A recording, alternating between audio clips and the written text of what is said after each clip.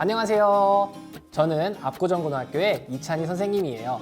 오늘은 고교 학점제에 대해서 자주 받는 질문들과 궁금증들을 한번 해결해 보려고 합니다. 사전에 저희 고교 학점제 SNS 채널을 통해서 질문들을 받아봤는데요. 한번 그 질문들을 살펴볼까요? 네, 먼저 선생님이 질문해 주셨네요. 한번 들어보도록 하겠습니다. 학생이 자신의 진로에 도움이 되는 과목을 선택해야 할 텐데요. 자신의 흥미를 찾고 다양한 직업에 대한 배경 지식을 숙지할 수 있는 기회는 충분히 제공되고 있나요? 이런 질문을 주셨군요. 일단 의미 있는 선택 과목이 이루어지기 위해서 학생들이 먼저 자신의 진로를 알고 있으면 정말 좋겠죠. 학생들이 본인의 진로를 선택하기 전, 그리고 과목을 직접적으로 선택하기 전인 1학년 때 진로 교육이 강화됩니다. 저희 학교의 사례를 들어드리는 게 좋을 것 같아요. 저희 학교의 경우 1학년 창의적 체험활동 시간에 진로 선생님과 상담 선생님과 수업, 그리고 상담을 통해서 본인의 진로는 어떤 것이 맞을지, 본인의 역량은 어떤 것이 있는지, 그리고 본인에게 맞는 선택 과목은 어떤 것들이 있는지 알아보게 됩니다. 그리고 선택 과목 시즌이 가까이 오게 되면은 과목 안내 책자나 그리고 진로 안내 책자를 제공하여 학생들에게 다양한 정보를 제공해 주고 있습니다. 또한 저희 학교에서는 선택 과목 설명회를 진행하고 있는데요.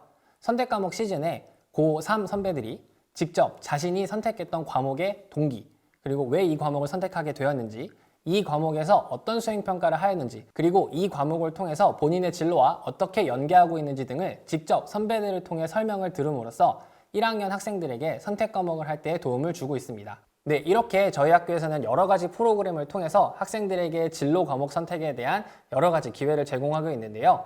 이 밖에도 다른 학교에서도 다양한 프로그램들이 진행되고 있습니다. 그러니까 진로 선택에 대한 걱정은 안 하셔도 될 것 같습니다. 이번 질문은 학부모님이 질문해 주셨어요. 고교 학점제를 시행하게 되면 수강하는 과목이 서로 달라 평가 기준이 모호해질 수 있다고 생각하는데요. 구체적인 평가 기준이 따로 있는지 궁금합니다.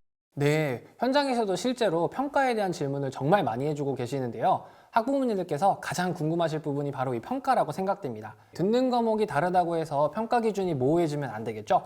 과목별로 학생의 성취율에 따라서 평가가 이루어지기 때문에 이 부분은 걱정하지 않으셔도 됩니다. 과목별로 평가 기준 같은 경우에는 단위 학교에서 선생님들의 협의를 통해서 과목의 평가 기준이 정해지고요.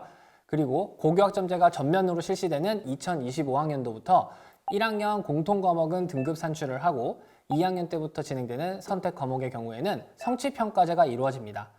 이렇게 되면은 현재의 입시 체제와 다르게 등급에 대한 부담이 조금 줄어들기 때문에 훨씬 더 자신이 듣고 싶은 과목을 듣는 것이 유리해지겠죠. 그래서 고교학점제 시대가 되면은 자신의 진로와 맞는 가고 싶은 학과와 연계되는 과목을 듣는 것이 더욱 중요하겠습니다. 처음 목표했던 진로가 바뀌면 어떻게 하나요? 대학 입시에 불리하진 않을까요? 네, 맞아요. 이런 질문들을 학생과 학부모님들이 정말 많이 해주고 계세요. 당연히 걱정되는 거 압니다. 학생들이 처음부터 진로를 선택해가지고 학업 설계를 하면 당연히 좋겠죠. 하지만 이는 굉장히 어려운 일이라는 것도 잘 알고 있습니다.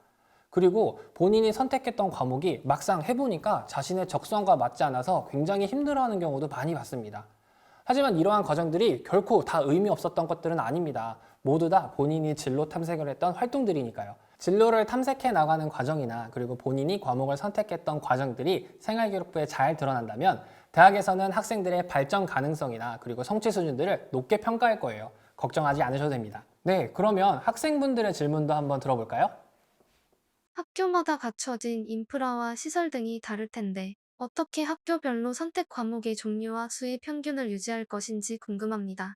고교학점제가 본격적으로 시행되면은 모든 학교에서 똑같은 교육과정을 운영하진 않아요. 학교별로 선생님 숫자도 다르고 교실 숫자도 다르고 학교 여건이 모두 다 다르니까요. 저희 학교의 예시를 조금 들어드리면 좋을 것 같아요. 저희 학교의 경우에는 제과제빵 수업을 거점 학교로 운영을 하고 있어요. 학교 평소 수업 시간에는 제과제빵 수업을 듣기는 어렵잖아요. 그래서 방과 후에 제과제빵 수업을 운영하고 있는데 이때 제과제빵에 관심 있는 친구들이 주변 학교에서도 모여서 수업을 듣고 있어요. 그래서 이 수업을 통해서 자격증 획득을 하기도 하고 자신의 제과제빵 실력을 업그레이드하고 있어요. 그리고 선생님이 근무하는 옆 학교에서는 고급 물리학이 또 거점 학교로 열리고 있어요. 평소에 고급 물리학 같이 어려운 심화 학습을 하고 싶었던 친구들이 모여서 수업을 듣고 있어요. 학교에서 학생들을 위해 다방면으로 수업을 개설하려고 노력을 하지만 소인수 과목으로 인해서 아니면 학교 여건에 의해서 열리지 못하는 과목들이 있을 수 있어요. 온라인, 오프라인 공동 교육 과정을 찾아서 본인이 원하는 과목을 듣는 것을 추천할게요. 고교학점제를 시행하면 일반고에서도 과학고 등에서 배우는 고급 수학, 고급 과학 등의 과목을 수강하고 그 내용을 생활기록부에 기재할 수 있나요? 네, 그럼요. 물론이죠. 생활기록부에 기재할 수 있어요. 학교에서 만약에 고급 수학이나 고급 물리학 같은 전문 교과를 이수했다면 당연히 생활기록부에 기재가 가능해요. 온라인, 오프라인 공동 교육 과정을 통해서 이수한 과목들도 모두 생활기록부에 기재가 가능해요. 그런데 선생님이 조금 강조해드리고 싶은 부분이 하나 있는데요. 일반고 학생이라면 교육과정 위계를 통해서 체계적으로 학습하는 게 너무너무 중요해요.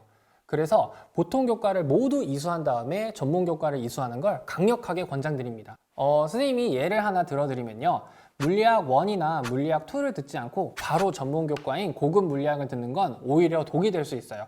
기본 지식이 탄탄한 후에 전문 교과를 들어야 훨씬 더 효과가 나타나는 법이니까요.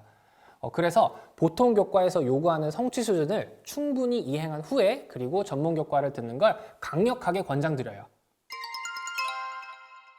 네, 지금까지 고교학점제에 대한 궁금증과 질문들에 대해서 답변을 드렸는데요. 궁금증은 모두 해소되셨나요? 제가 지금까지 말씀드린 대답들은 모두 고교학점제 홈페이지와 자료실에서도 쉽게 찾아보실 수 있으니 고교학점제 홈페이지와 SNS 채널도 꼭 방문해보세요. 그러면 지금까지 압구정고등학교 이찬현 선생님이었습니다. 감사합니다. 안녕!